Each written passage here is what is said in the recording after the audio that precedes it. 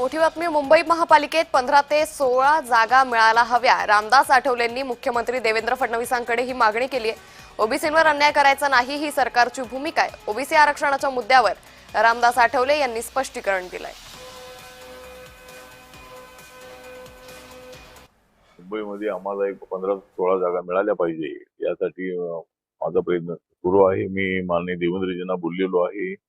त्यानंतर आता मुंबईचे अध्यक्ष आपले साटम आहेत त्यांनाही बोललेलो आहे आणि जानेवारीमध्ये या निवडणुका येण्याची शक्यता आहे। त्याच्या अगोदर जिल्हा परिषद, पंचायत समिती आणि नगरपालिका जे आहे त्या निवडणुका डिसेंबरमध्ये होण्याची शक्यता आहे। त्यामुळे सर्व निवडणुकांमध्ये आम्हाला काही जागा मिळाव्या। जिल्हा परिषदेमध्ये जिल्ह्यामध्ये 4-5 जागा, 7-8 जागा, पंचायत समितीच्या ज्या ज्या ठिकाणी आमचे उमेदवार आहेत नगरपालिकेला त्या ठिकाणी काही उमेदवार आरपीआयला जागा द्याव्यात अशी आमची मागणी आहे आणि तशी चर्चा झालेली आहे। ओबीसीवर अन्याय करायचा नाही ही भूमिका सरकारची आहे। मराठा समाजाला न्याय देताना ओबीसीवर अन्याय होऊ नये आणि त्या दृष्टिकोनातूनच सरसकट मराठ्यांना ओबीसी म्हणा या मुद्द्याची सरकार समज नाही।